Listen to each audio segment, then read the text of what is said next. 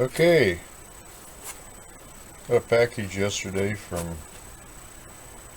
Hayseed Hamfest. Let's see what we got. This is the replacement multi-section cap.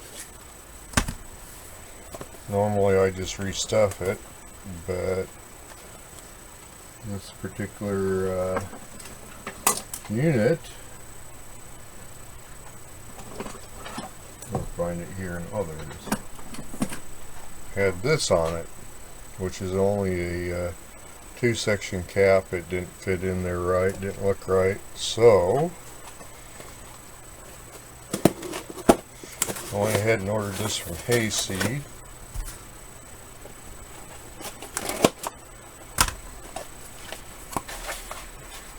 They had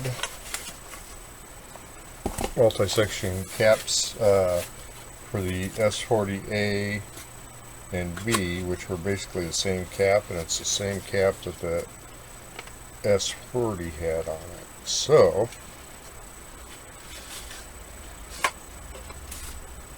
there's what the cap looks like. That looks pretty good. Nice can that they built. We'll flip the radio over here, back over here temporarily. That goes in here. Obviously that's not going to mount right, but he was kind enough to go ahead and include a twist lock mounting bracket, which essentially goes on like that, and then I'll twist those, and then it'll just sit down there. That is perfect. That's great. It's going to look nice. Will mount in there properly, and it's the right caps and voltages. So we'll be putting that on there in a little bit, or in one of the next episodes. That I'm really pleased with that. That's going to be great. Alright, we're at the point we're going to try to start working on recapping and shotgunning the resistors. It had been recapped prior to me getting it. All the paper caps have been replaced with these orange Sprague or Sprague orange drops, which are good caps. They're actually a little bit of overkill for a radio like this. This is more for audio files, but they work good, or they work good. This one came from here to here. I've removed it, and I'll show you why in a minute. It's a .047 cap, and the schematic actually calls for a .05, but this is a common replacement. It'll work just fine. Now the reason I removed it is I wanted to check to see if the shielded side of the cap was correct. So I'll show you how I checked that here in a minute. Another thing you notice, I took my blower that I have and I blew out the underside of the chassis. I don't remember if I showed you this in some of the previous videos or the first video, but I know I did point out the nice way they dressed all these wires and everything, but it looked like, you probably couldn't see it on the video, but it looked like it was growing hair. So when I blew it out, all that came off, so it looks nice again. The other thing that I've checked into, this is supposed to be a 12K, I think it was a 5 ohm or a 5 watt resistor or whatever, which I've got some here, so I'll go ahead and replace this. I checked this, and it you know, it says it's a 15K, but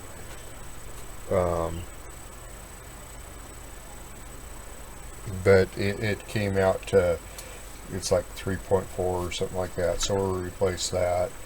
Obviously most of these larger resistors we'll go ahead and replace because they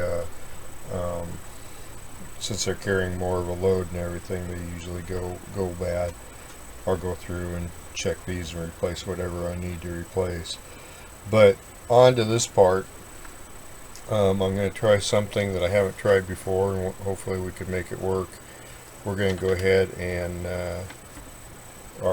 record this here, this part here, and then I'll show you what we have going on with the oscilloscope.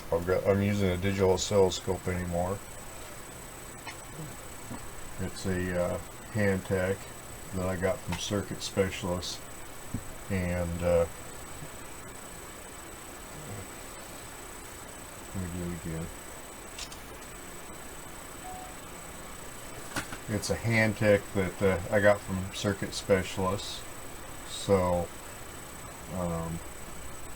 I'll hook the capacitor up there and I'll show you the readings I get on the scope. So, ARG.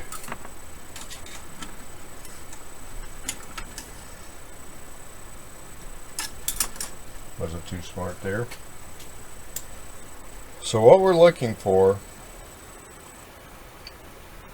is we want the least amount of RF, which is going to be generated by my body,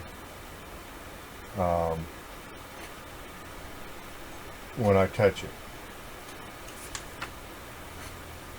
So right now that's what I'm getting generated there. I'll go ahead and push the auto set here.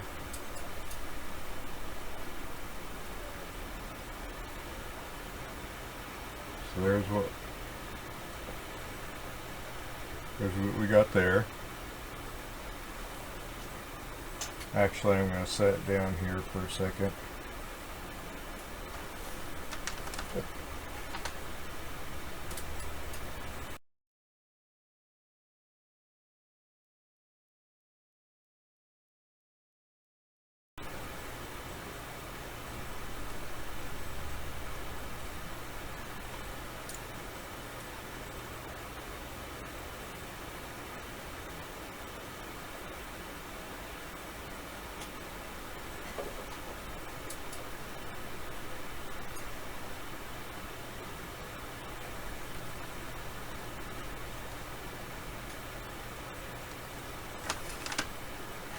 Okay, so now I've got the ground connected to the opposite side of where they have their marking, and this should now be connected to the side that is not shielded. And so I got a trace about like that.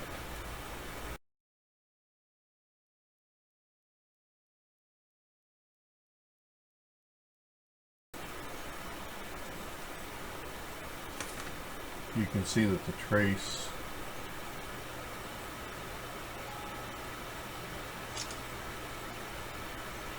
is a lot smaller.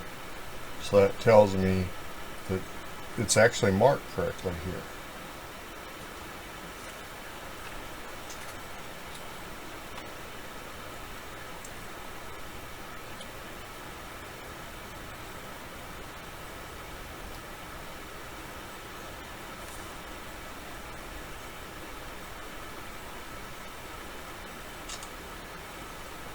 So this is correctly marked.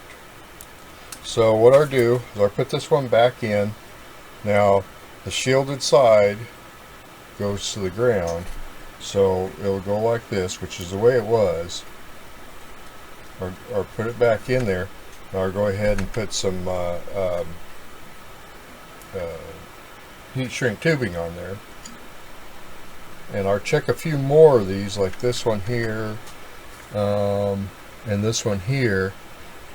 I think if the shielding's correct, I think if you watch Mr. Carlson's video, he tested some of these newer orange drops, and they weren't marked correctly. These are Sprague's, and they're slightly older. my guess is the Sprague probably marked them correctly. Some of the cheaper imports and stuff, they didn't. So I'll check a few of them. If they check out right, I'm not going to check any more of them, and I'm not going to heat it up and remove ones like this here that don't have very long leads to put the heat shrink on. The less heat in there, the better. So I'll go ahead and do that, and then when I get done with that, we'll come back and we'll start checking and replacing resistors. Well, I went through and started checking a couple of these others, and my hopes and dreams were quickly dashed. Foil side was marked wrong on these, so I'm going to have to go through and remove them all and test them and make sure they're put in the right direction. This one right here, I don't know if you can see that, but I went to check on it and it looked like it wasn't quite connected, and sure enough it wasn't. And the leads on that are so short I may not be able to reuse that one, but we'll see after I get it out. So I'll go through and check those and everything and get them reattached. You can see there's another one over here that's not put on very well either. I'll go through, get those all reattached, and then we'll come back and start on the resistors. Here we are a few days later. I went ahead and ended up having to take every one of the Spragues out because they were not consistently marked by the manufacturer. That mark must be for something else. So I took them all out, which actually worked out pretty good because I was able to clean some of it up and put some heat shrink tubing on all of them for better safety. And I've just now got all of the Spragues done. I've still got a couple over here that I have to check yet. I'll get to that a little bit later. So what I'm going to move on to now, and then there's a couple ceramic ones in here. I'm going to check and make sure that those are supposed to be ceramics. On the S40B I did, there weren't any ceramics, so you can see this resistor right here is just totally gone. Don't know what happened there.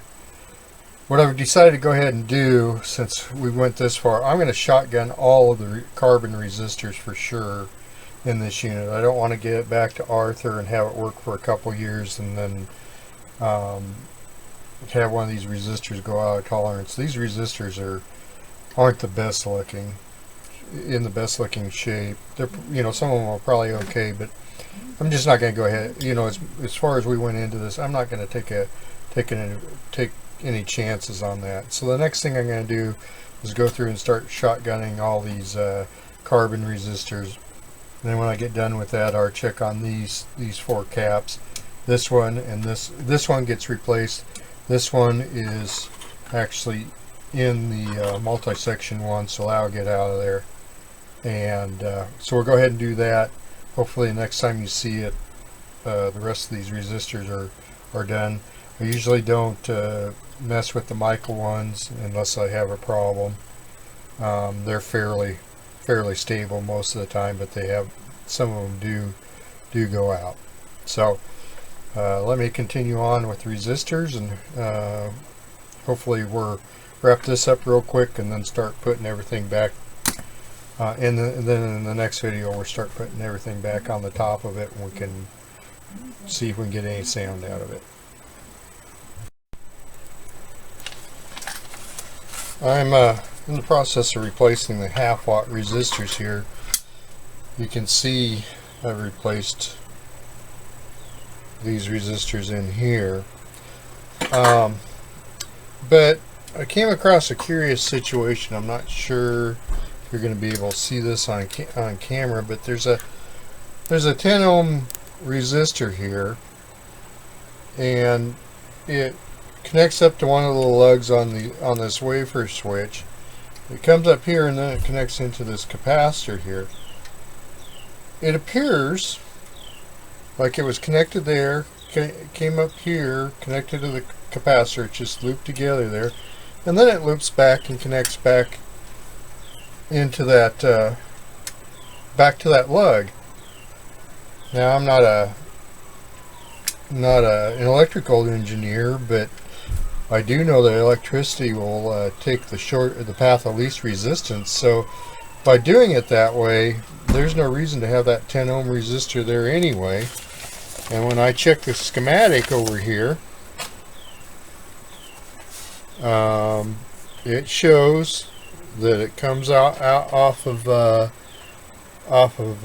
pin 5 of that of this tube here, or this tube here, which it does, and then it shows it going into the capacitor, and then it goes from the capacitor to the 10 ohm resistor onto that lug. And for the life of me, I don't know why it was done that way. You know, I don't know if maybe at some point somebody made decided that they needed to remove that 10 ohm, but I can't see that, because it looks to me like that resistor was just looped around there. So I'm going to put it back the way the schematic says it is, replace that and then put it back, and we'll see what happens. I'll just make a note of it, and if for some reason it throws off the adjustment here or somewhere, or short across it again, but it didn't really make a lot of sense to me. I mean, to be honest, it almost looks like it came that way from the factory, but I can't see them doing that. So I'll go ahead and do that, and I've got to order the, I don't have an 18K resistor, so I'm going to have to order that in. So my plan is right now is to finish shotgunning the half-watt resistors, which is all I have left, or order that one, and I still have to order this 2-watt one. I think it's 470 ohms, and I don't have a 470 ohm 2-watt resistor, so I have to order that. So hopefully next time you see this, or have all the resistors shotgunned. Oh, and I've got to order, I don't have a 30 ohm or 30 megafarad MFD 25 watt electrolytic capacitor that goes in here. So I've got to order that too. Got everything but. So I'll get that ordered hopefully next time. I think I said this the last one, or the last portion of this video, but hopefully the next one we'll be reassembling or putting stuff back together on the top. Well, I got most of the shotgunning of the resistors done. I had to order some. I didn't have an 18K half-watt resistor, so I've got that on order. There's a 150 ohm half-watt resistor that goes in here. I did not have that on order. This is supposed to be I believe it's a 470 4-watt resistor. I had to order that. And I do believe that was it. I checked this resistor here, and that's supposed to be a 4-watt resistor. It's a 12K, and I checked that, and it's only about 6K. So I'd ordered this is also a 12K 4-watt resistor in here, so I'm going to replace it with one of these. There was a 35 microfarad 25 volt electrolytic that goes in here, and then there was another resistor that goes in there. I forget what the reading was on it. This is it right here. That goes in here. So I'm going to wait until I get that new electrolytic that goes in here, and take this out, do these, and then do that, make it a little bit easier. But other than that, I've got them all. You can see them down here.